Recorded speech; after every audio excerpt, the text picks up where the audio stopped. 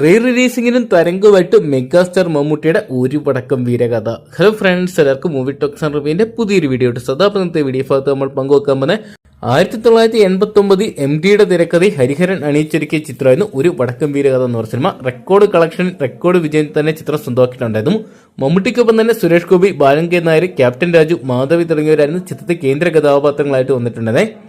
ഇപ്പോഴത്തെ 2025 ചിത്രം വീണ്ടും റീ റിലീസിലെത്തിയപ്പോഴും പ്രേക്ഷകരുടെ പ്രിയപ്പെട്ട ചിത്രങ്ങൾ ഒന്നായിട്ട് ഇപ്പോഴും ചിത്രം മാറുന്നു എന്നാണ് പുറത്തു വരുന്ന ഏറ്റവും പുതിയ കളക്ഷൻ റിപ്പോർട്ടുകൾ സൂചിപ്പിക്കുന്നത്. ചിത്രത്തിന് ബുധനാഴ്ച ദിവസം നല്ലൊരു കളക്ഷൻ നിലനിർത്തി രണ്ടാം വാരത്തിലോട്ട് കടക്കാൻ സാധിച്ചിട്ടുണ്ടെന്നാണ് പുറത്തുവരുന്ന റിപ്പോർട്ടുകളെല്ലാം തന്നെ. കൊച്ചി പോലത്തെ മേജർ സിറ്റികളെല്ലാം തന്നെ ചിത്രത്തിന് നല്ലൊരു കളക്ഷൻ ഇപ്പോഴും ഉയർന്നൊരു കാഴ്ച നമുക്ക് കാണാൻ സാധിക്കുന്നുണ്ട്. ചിത്രത്തിന് ഏകദേശം ഇതിനോടൊപ്പം തന്നെ സ്വന്തമാക്കാൻ സാധിച്ചിരിക്കുന്ന ഏകദേശം 80 ലക്ഷത്തിന് മുകളിലാണെന്നാണ് പുറത്തുവരുന്ന കളക്ഷൻ റിപ്പോർട്ടുകൾ സൂചിപ്പിക്കുന്നത്. എന്തൊക്കെയാണ് ചിത്രം 1 കോടി കളക്ട് ചെയ്യുന്നത് ഇതിനോടൊപ്പം തന്നെ ഉറപ്പിച്ചിരിക്കുകയാണെങ്കിൽ പോലും ഈ ആഴ്ച നിരവധി ചിത്രങ്ങളാണ് തിയേറ്ററിലോട്ട് തരുന്നത്. അതുകൊണ്ട് തന്നെ ചിത്രത്തിന് ഇനിയും നല്ലൊരു കളക്ഷൻ സ്വന്തമാക്കാൻ സാധിക്കുമെന്ന് കണ്ടു തന്നെ അറിയണം. ഏകദേശം ചിത്രത്തിന്റെ 6 ദിവസത്തെ കളക്ഷൻ റിപ്പോർട്ടുകൾ പുറത്തു വരുമ്പോൾ ചിത്രം ഏകദേശം 80 ലക്ഷത്തിന് മുകളിൽ കളക്ട് ചെയ്തിട്ടുണ്ടെന്നാണ് പുറത്തുവരുന്ന റിപ്പോർട്ടുകൾ. നാളെയോടുകൂടി ചിത്രം നല്ലൊരു തുക സ്വന്തമാക്കുമെന്ന് നമുക്ക് കാത്തിരുന്ന് തന്നെ കാണാം. എന്തൊക്കെയാണ് ചിത്രത്തിന്റെ 4K വെർഷന് മികച്ചൊരു സ്വീകാര്യത തന്നെ പ്രേക്ഷകർക്കിടയിൽ നിന്ന് നേടിയെടുക്കാൻ സാധിച്ചിട്ടുണ്ട്.